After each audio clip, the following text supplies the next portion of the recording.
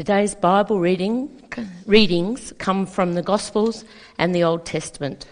The first from Matthew 25:31 to 46. When the Son of Man comes in his glory, and all the angels with him, then he will sit on the throne of his glory. All the nations will be gathered before him, and he will separate people one from another, as a shepherd separates the sheep from the goats. And he will put the sheep at his right hand and the goats at the left. Then the king will say to those at his right hand, "Come, you that are blessed by my Father, inherit the kingdom prepared for you from the foundation of the world. For I was hungry, and you gave me food. I was thirsty, and you gave me something to drink. I was a stranger, and you welcomed me. I was naked, and you gave me clothing. I was sick, and you took care of me. I was in prison, and you visited me." Then the righteous will answer him, "Lord, when was it that we saw you hungry and gave you food, or thirsty and gave you something to drink? And when was it that we saw you a stranger and welcomed you, or naked and gave you clothing?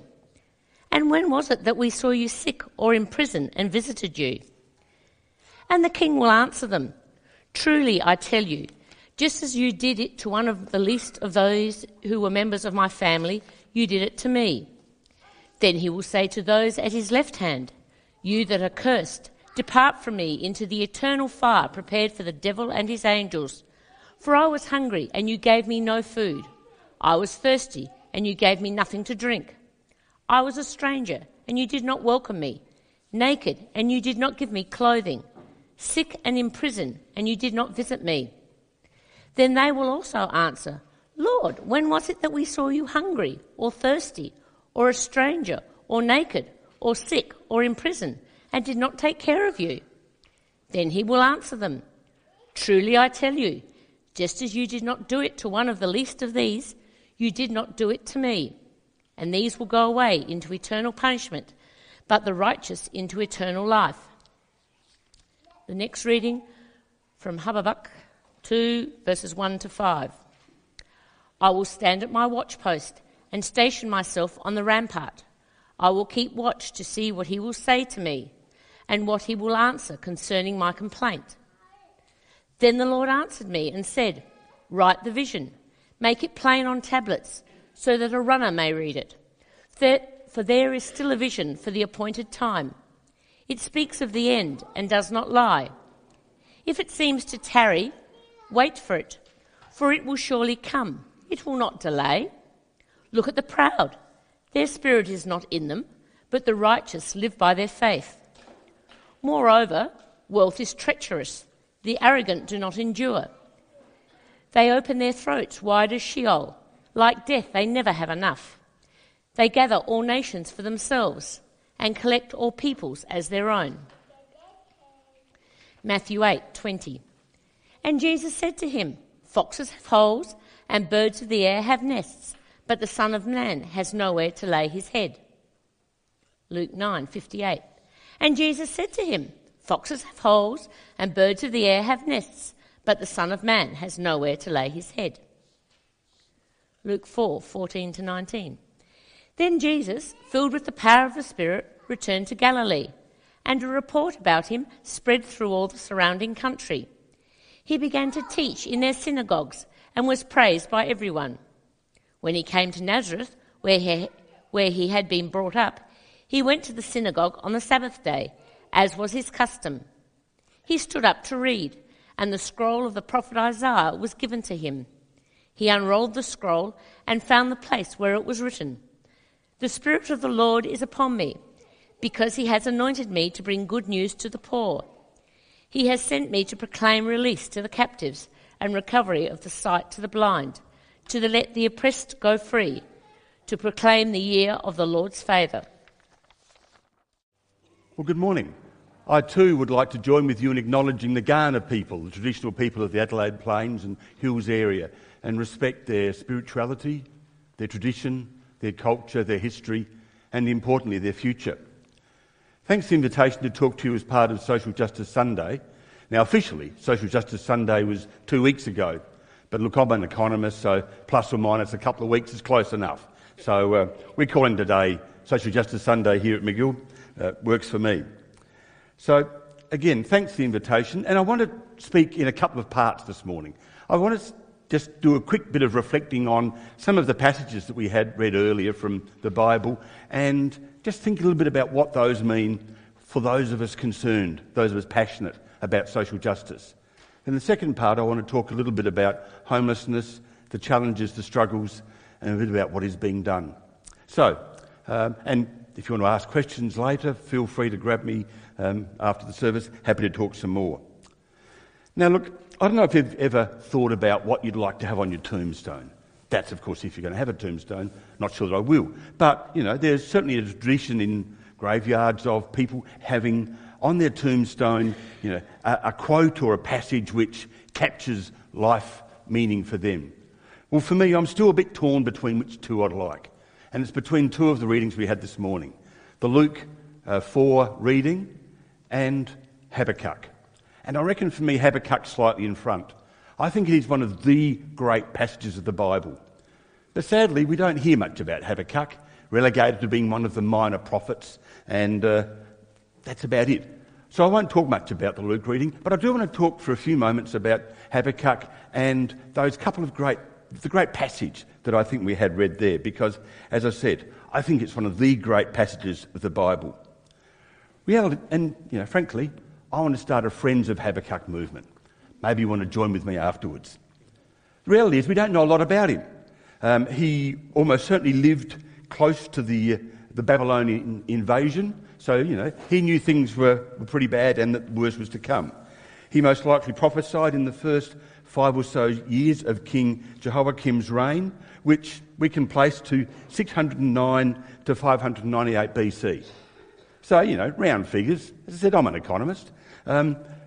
Habakkuk's prophesying, and he was certainly a prophet. He's prophesying 2,500 years ago. Interestingly, there are 2 shrines that still stand to Habakkuk. One which is in Tizarkan, which is located about 100 k's south of Hamadan in western Iran.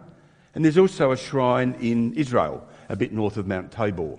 So there's some recognition of Habakkuk from 3 different religious traditions, the Abrahamic faiths. And in fact, parts of the book of Habakkuk were some of the very first of the Dead Sea Scrolls that were opened up. So we've got no doubt about Habakkuk's existence, his contribution and his story.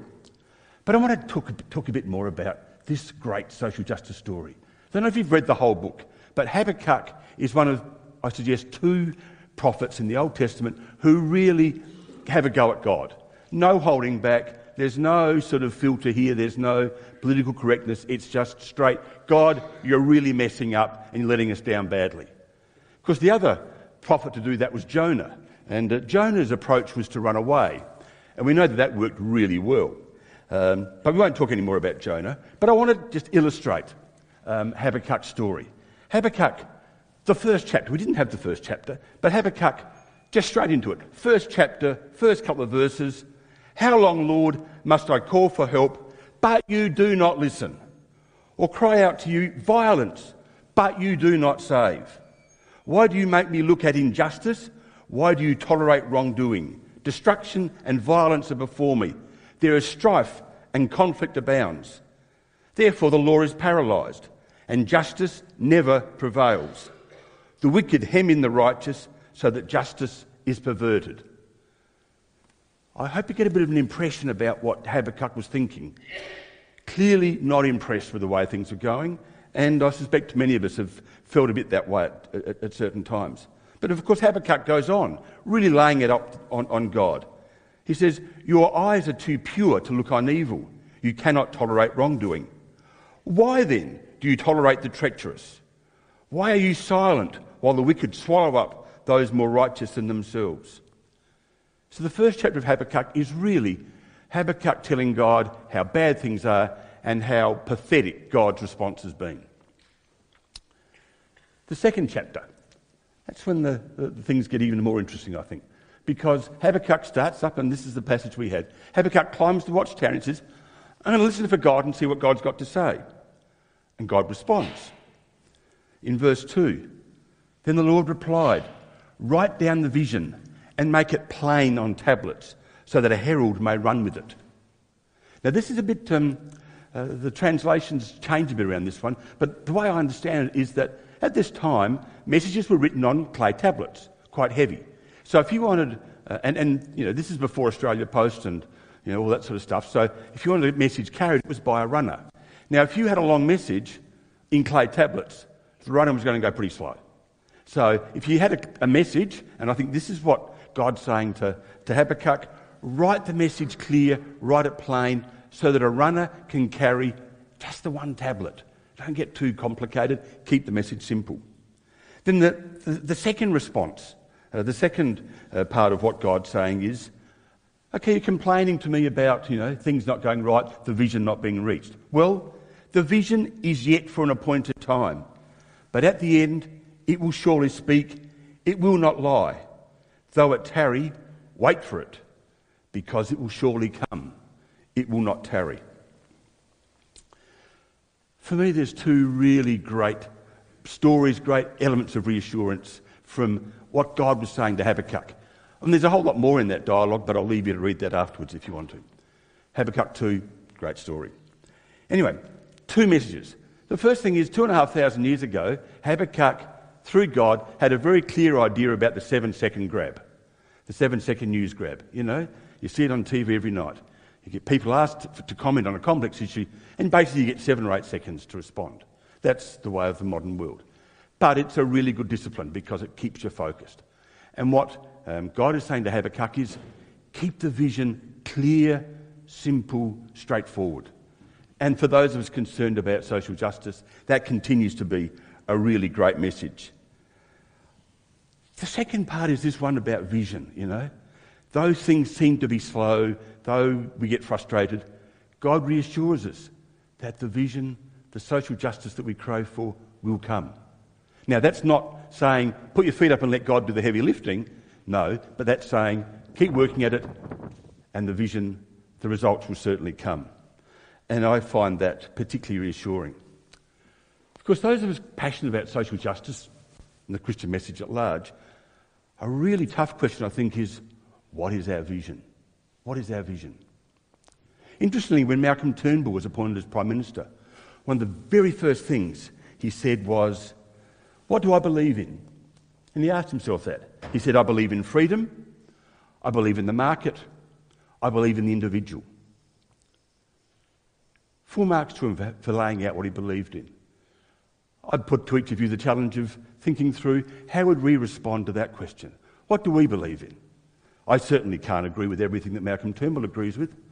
Some of it I can, but I'd certainly put it differently. But how about you? How would you write down your vision for a Christian world, a socially just world? So here's a little challenge I'm giving to you. One of the visions I think that we can think about very clearly is that given in Luke 4, where Jesus reads in the book of Isaiah, the Spirit of the Lord is upon me, because he has anointed me to proclaim good news to the poor.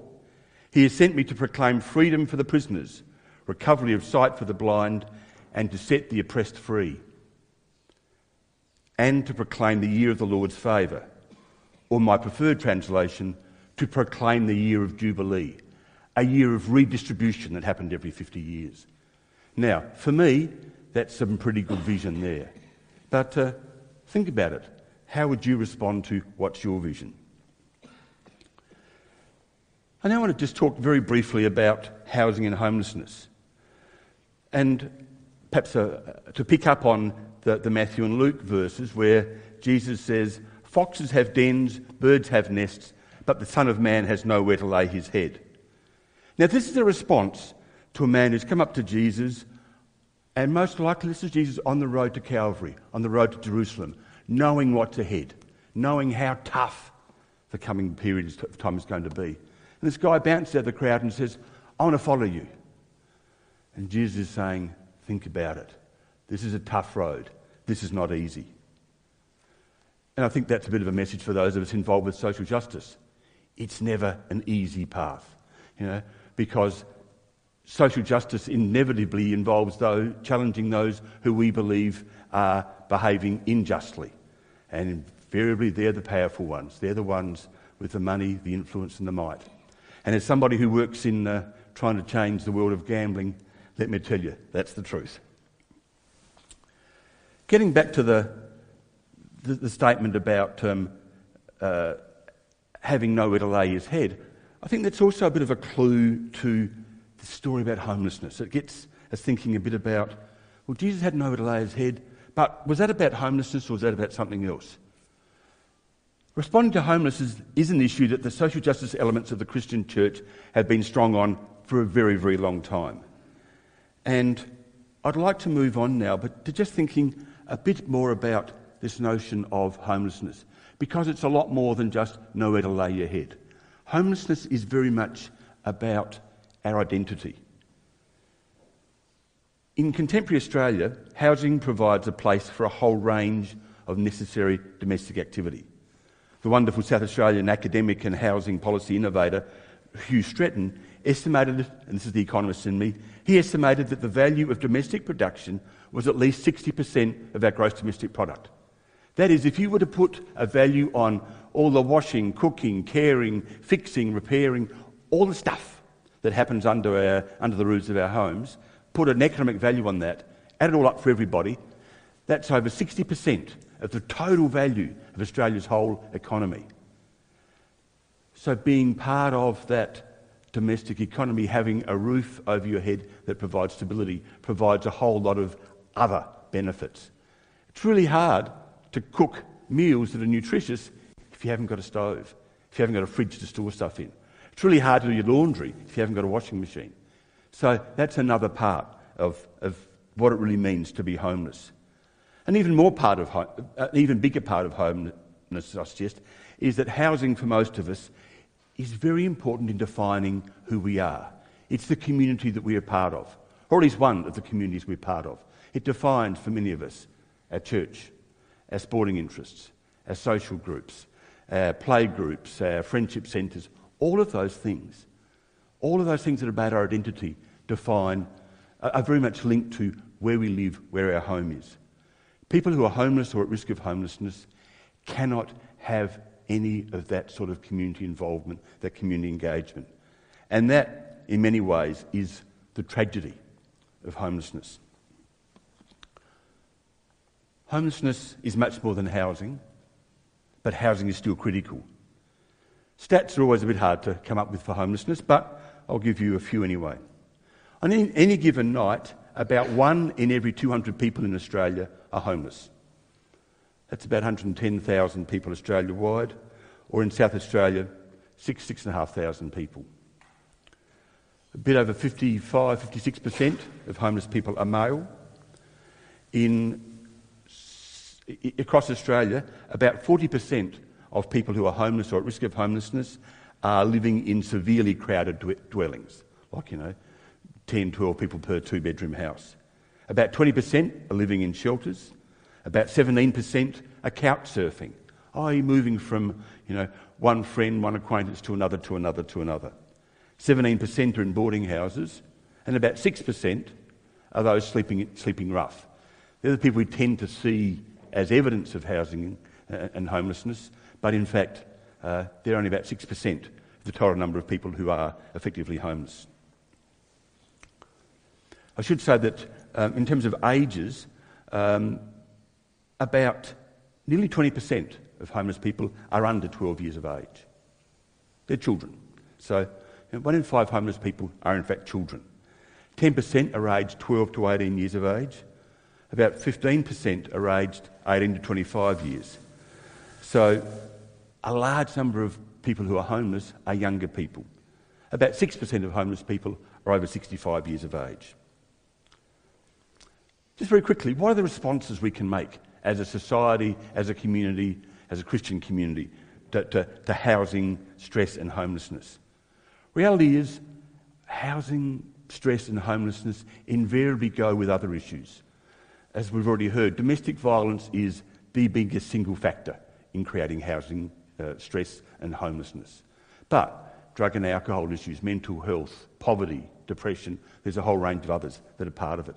So to respond to homelessness, We're needing good quality support services in place.